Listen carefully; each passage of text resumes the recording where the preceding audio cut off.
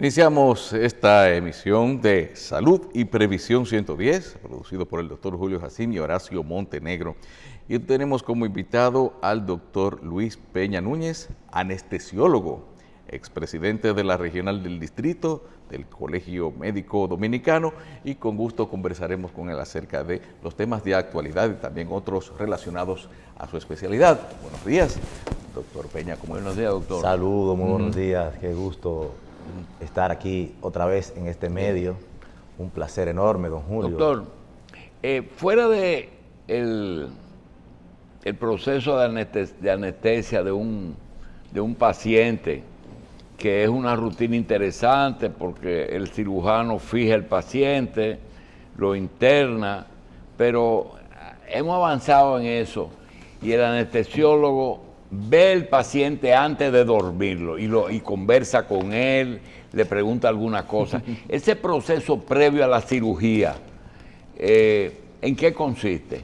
Bien, eso es una rutina de hoy en día, de saber a qué nos enfrentamos, de darle confianza sobre todo al paciente, número uno, y uno hace un conversatorio, observa las analíticas, los detalles, si hay que cambiar algo, pues uno sabe en esta historia clínica, que es una historia clínica, pero desde el punto de vista anestésico, uno observa los riesgos posibles y se prepara para cualquier eventualidad con el paciente, y ya el paciente sabe. Es decir, que ya no hay el hecho ese de que el paciente fue operado y no sabe quién le dio la anestesia, porque antes de dormirlo tenía una mascarilla y más nunca se puso en contacto con él. Y eso son cosas del pasado. Hoy en día el paciente debe de saber, de hecho es un derecho que tiene el paciente de saber hacia dónde va. Bien. Y a veces qué le van a hacer. El paciente tiene que decirle al médico: excúsenme si le digo cualquier palabra descompuesta, porque es que la anestesia también pone a la Doctor, gente... En el caso hay una tendencia de que los médicos están buscando extender sus especialidades. El cardiólogo se hace intervencionista. Algunos médicos se hacen plástico. En el caso del anestesiólogo, ustedes hacen terapia del dolor y hacen también algún tipo de terapia respiratoria. Sí, la anestesia es una rama que se ha ido diversificando o tecnificando. Desde el punto de vista científico, hay anestesiólogos pediátricos, neuroanestesiólogos, terapistas del dolor, o una subespecialidad en dolor, para decirlo mejor. Y eso se hace con la finalidad de ser más objetivos, científicamente hablando, de tener principios directos concernientes a la materia y para atender mejor, sobre todo, a los pacientes. Bien, doctor, en el caso de los honorarios médicos, ¿el anestesiólogo tiene sus honorarios, tiene su tarifa, o ahora que hay seguridad social, a ustedes se le incluyen los honorarios del cirujano? Sí, esa mala práctica que yo entiendo que debe de cambiar, y es una lucha constante que tenemos en la sociedad de anestesiología, a la cual también pertenecemos, porque sin dudas las ARS han querido marcar una pauta en ese sentido. Nosotros como anestesiólogos siempre hemos luchado porque se nos dé lo que nos toca, así como se le da al cirujano, se le da al endocrinólogo, cardiólogo u otro especialista que tiene derecho a exigir la parte que le compete y que le corresponde. Porque, por ejemplo, a nosotros nos tocó drenar un absceso y el paciente pagó 1,000 pesos al cirujano, pero tuvimos que dormirlo. Entonces no es igual. El trabajo nuestro ha sido mayor que el que hizo el cirujano en ese momento, o más riesgoso, para decirlo así. Pero uno oye mucho la queja que dicen: el anestesiólogo no coge seguro. Sí, el problema es que pagan muy poco, pagan un 35% del porcentaje del cirujano, y eso no puede ser así. No, claro. Debe de cambiar. Bueno, mire, doctor, antes de darle paso a nuestro compañero Horacio Montenegro, que va a participar en la entrevista, él está en Chile y desde allá está con nosotros, nuestro coproductor. Nos interesa saber si además, cuál es la información básica que debe manejar un anestesiólogo acerca de un paciente para determinar el tipo de anestesia que le va a colocar. Solamente edad y peso, ¿y qué más? El procedimiento, dependiendo del procedimiento anestésico que se vaya a introducir al paciente, ahí uno lo valora, cuál le conviene, cuál no le conviene, la historia clínica de enfermedades, de anestesia también, si son alérgicos o no. Son muchos puntos que se tocan en una entrevista anestésica que no es tan a la ligera que se toma, porque esto es como despegar un avión que debe de estar seguro al despegue y al aterrizaje, porque es la vida que es lo más preciado que puede tener un individuo y está en manos de ese especialista que somos nosotros los anestesiólogos. Sí, pero la entrevista anestésica, eso es entre usted y el médico que está interviniendo. No, entre el anestesista y el paciente. Entre el médico anestesiólogo y el paciente. Y además de eso, ya antes de darle paso a Montenegro, puede haber las anestesias locales, entonces, se habla de anestesias locales por áreas del cuerpo, pero puede haber anestesias solamente limitadas al órgano a intervenirse o periféricas. Bueno, hay anestesia. ¿Qué es lo más súper especializado que puede haber en una anestesia? Al órgano nunca se le aplica al órgano. Las anestesias son o generales, que se dividen en endovenosas e inhalatorias, y son locales, que son peridurales, y puede ser local en una área. Si usted quiere anestesiar un solo dedo de una mano, usted no tiene que anestesiar aquí, un supraclavicular o infraclavicular. Que existen, que son del plexo aquí arriba. Entonces, ese tipo de anestesia, y también hay anestesias trunculares en otros, pero normalmente las más usadas son los anestésicos locales introducidos en el espacio subaracnoideo peridular, y las anestesias generales inhalatorias o endovenosas son las más frecuentes y las que tienen su seguridad también. Bien. Horacio, aunque todas son seguras. Bien. Adelante, Montenegro. Gracias. Gracias, Carlos. Buenos días. Doctor, yo tengo entendido que usted está postulando como candidato a la presidencia del Colegio Médico Dominicano. Así es. ¿Correcta esa información? Así es. Lo quiero llevar entonces a otro ámbito, lo voy a sacar un poco de la parte clínica que estaban conversando. Leía una información del día de hoy que nuestro amigo, el epidemiólogo y salubrista, el doctor Carlos Félix, hace una crítica respecto a cuestionar la información que está entregando el Gabinete de Salud, ¿cierto?, en sus boletines respecto por ejemplo, al porcentaje de positividad que están de la población, ¿cierto?, respecto al coronavirus, básicamente porque la cantidad de PCR que se están haciendo hoy en República Dominicana son bajas. Habla de que hay algunas provincias donde no se hace ningún PCR y por lo tanto la información está sesgada. Por otro lado, escuchaba al licenciado Jaime Aristi comentando el proceso de vacunación que existe hoy en República Dominicana, donde hablaba que el tiempo de atención, en resumen, que fue bien extenso lo que él habló, para poder un adulto mayor de 70 años, vacunarse, bordeaba las 7 horas. Yo quisiera saber cuál es su opinión respecto a qué opina usted respecto a la estrategia para combatir el coronavirus que ha implementado el gobierno respecto a testeo, trazabilidad y aislamiento, y también saber cuál es su opinión respecto a la logística del proceso de vacunación que comenzó en República Dominicana. Bueno, sin duda la vacunación es un proceso de lo que se diga a lo que no se diga gubernamental, porque son los que manejan y tienen el armamento para definir qué cosa pasa aquí, qué cosa pasa allí, y ellos son los que recopilan las informaciones. Desde el punto de vista si ha sido efectivo la vacunación, bueno, obviamente somos un país con dificultades y esta pandemia ha cambiado hasta la mente de los dominicanos en todo el sentido de la palabra, y sobre el proceso de vacunación, si ha sido exitoso o no, pienso que ha sido bueno. Pienso que se están dando los pasos fundamentales.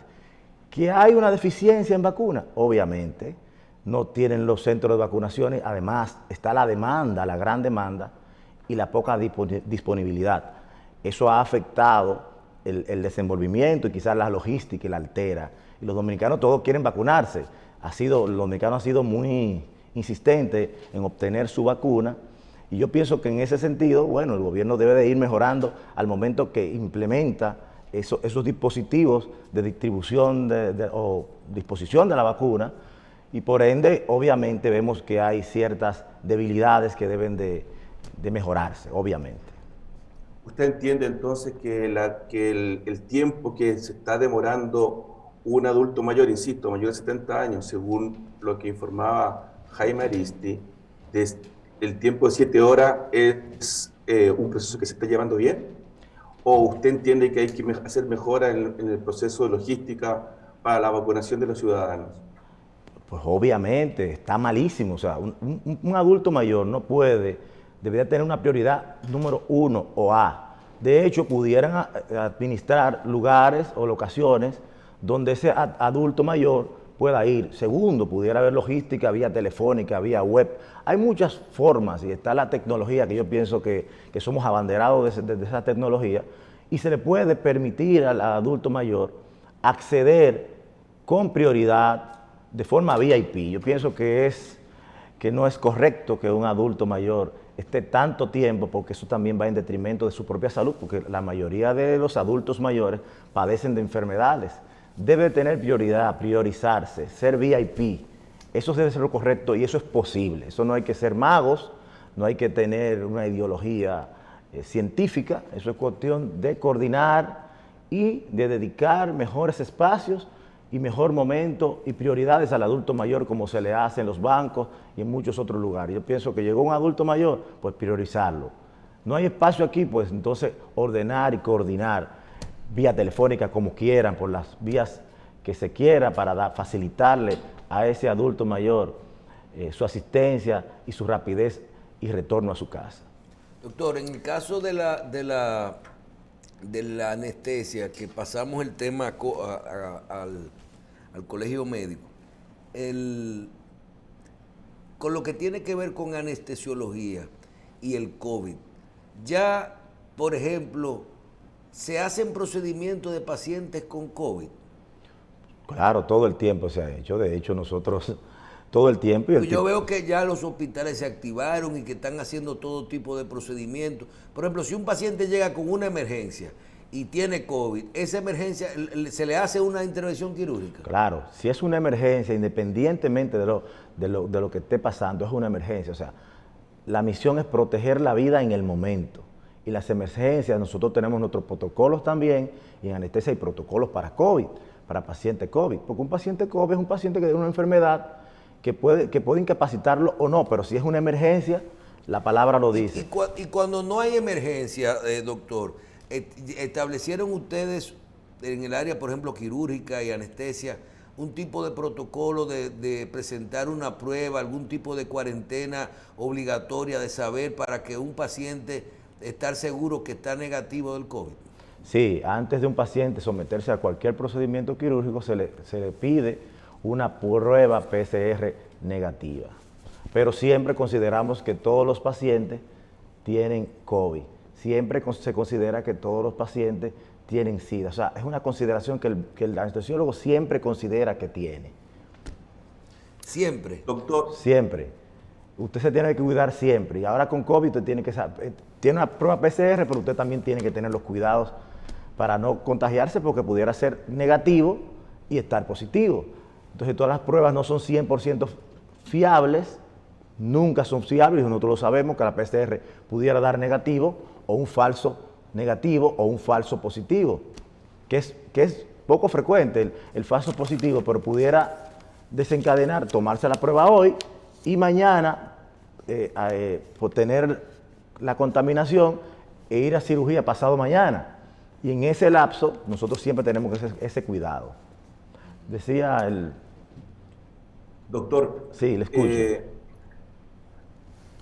Usted como candidato al Colegio Médico, me interesa abordar ese punto, ¿cierto? Más bien conocer sus opiniones. ¿Por qué el Colegio Médico no participa activamente en el Gabinete de Salud para combatir el coronavirus? Desde su punto de vista, cuál es el motivo de no ser activo y entregar aportes para ir mejorando en los procesos, en todo orden, ¿cierto? En todo lo que es el alcance del combate del coronavirus? Sin duda es una pregunta interesante, porque nos han invitado a formar parte, pero nunca hemos formado parte. O sea, yo pienso que quizás porque el gobierno quiere ocultar algo, digo yo, no sé. No sabemos cuál es la razón, porque si usted me invita a su casa y después me hace una invitación y después no me acepta o no me llama el día de la fiesta, es porque usted no quiere que yo esté por alguna razón. Pienso que es una debilidad gubernamental, un error, porque nuestras críticas, estando positivas o negativas, no siempre tienen que coincidir con las políticas gubernamentales.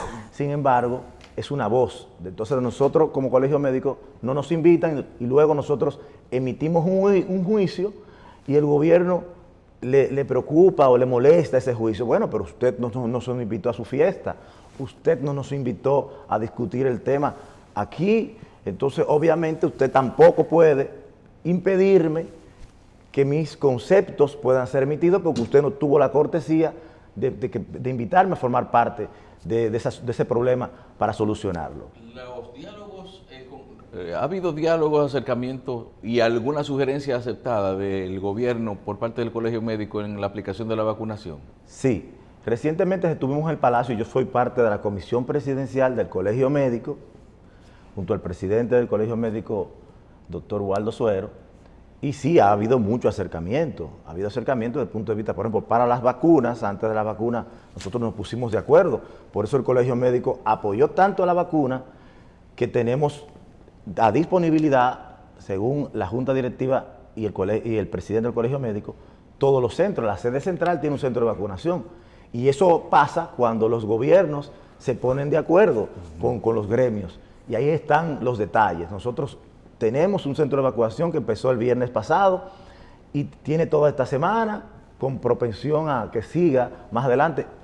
Y eso es parte de ese diálogo que sostuvimos en la Presidencia de la República con la vicepresidente Raquel Peña. Qué bien. Doctor, ¿cuál es su opinión respecto al inminente inicio de clases presenciales en República Dominicana, nuestro país? Yo digo porque para mí soy un dominicano más también.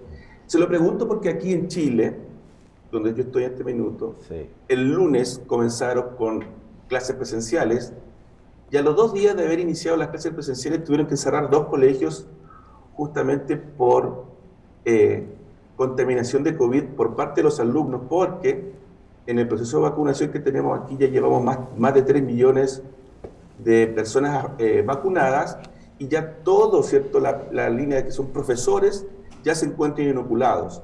Así y todo, le reitero, al segundo día del inicio de clases tuvieron que cerrar 2 colegios por contaminación de COVID. ¿Cuál es su opinión respecto a este inminente inicio de clases presencial o semipresencial en República Dominicana? Bueno, hay muchos factores. Está la infraestructura, que yo pienso que es un momento importante para prestarle atención, porque no todas las infraestructuras están bien. Segundo, la logística, y es responsabilidad del Ministerio de Educación, porque la parte del Ministerio de Salud es puramente la salud.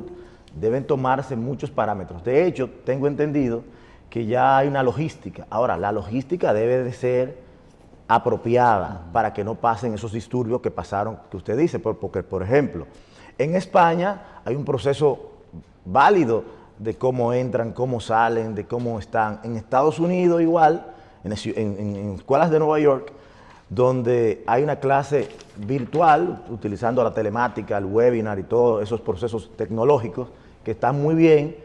Sin embargo, se da una parte virtual, otra no. Yo pienso que hay que sentarse, tanto los actores que intervienen en esos procesos de ambos ministerios, y ver qué es viable, porque también hay una corriente que presiona que se abran las clases y hay otra corriente que dice que no.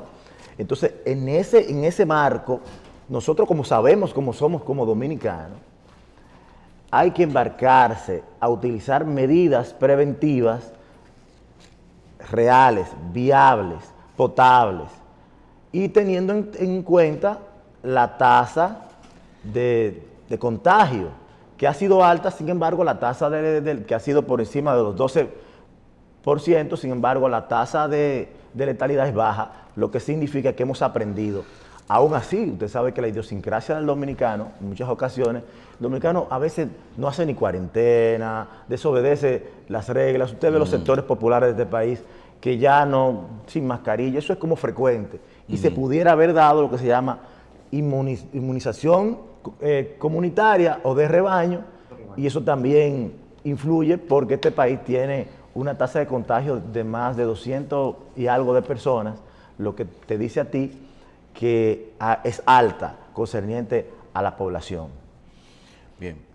Doctor, como aspirante a la presidencia del Colegio Médico, quisiéramos aprovechar esta parte ya final de la entrevista para que usted haga llegar a la población médica lo que son sus propuestas y en qué basa usted las aspiraciones que tiene. Bueno, nosotros somos el legado, tenemos 6 años inmersos en el Colegio Médico, sabemos las debilidades y las fortalezas de nuestro gremio y representamos la renovación del liderazgo. Pienso que la sociedad dominicana y la sociedad mundial hay una transición hacia los cambios y hacia el futuro. Pienso que nosotros representamos sin duda esa transición porque se necesita un colegio médico fuerte. Necesitamos fomentar y descentralizar cada parte o cada provincia donde tenemos las filiales, que hay oficinas, que hay clubes, y hay una parte que hemos olvidado. Segundo, nuestra propuesta también va con la ARS y en eso también hacemos un llamado a los dominicanos. Las administradoras de riesgo de salud o ARS no pueden pautar las pautas ni al médico ni a la sociedad, porque le fallan al médico y le fallan a la sociedad. Y nuestra misión es unificar esos criterios sociales con los criterios médicos para que nos sentemos en la mesa, tanto las farmacéuticas que son y las ARS, que son las que ponen las reglas del juego en estos momentos. Eso hay que decirle que no. Vamos a sentarnos en la mesa, pero las reglas del juego la pondrá la sociedad dominicana y la pondrá la sociedad médica, que somos los que le damos servicio a los usuarios, a los pacientes, y los pacientes los reciben. Entonces las farmacéuticas le dicen esto sí, esto no, tú marcas esto, no puedes seguir siendo eso. Y eso es parte de nuestra propuesta. Además que representamos a la gran mayoría, esa gran mayoría que no tiene trabajo, a esos médicos generales que no pueden tener, que no encuentran dónde hacer su especialidad y dónde hacer su trabajo, a esos médicos que no tienen código porque las ARS no quieren que tengan código. Sin número de situaciones que nosotros sabemos que podemos afrontar, y por eso somos la mejor oferta de este momento, una oferta viable, que tenemos la capacidad y la fortaleza de estar donde nos necesiten en cualquier momento, y conocemos la viabilidad del colegio médico y las cosas que aún faltan por hacer para hacer más fuerte nuestro colegio médico dominicano. Muchas gracias, doctor Luis Peña Núñez, anestesiólogo y expresidente de la Regional del Distrito del Colegio Médico Dominicano, aspirante a la presidencia nacional del gremio de los médicos. También las gracias a Horacio Montenegro por estar como cada jueves con nosotros en Salud y Previsión 110. A ustedes hasta la próxima. Recuerden que este programa está en unos instantes subido a nuestro canal de YouTube para comentar, compartir y repasar. Volvemos y nos vemos de nuevo esta noche en la repetición también.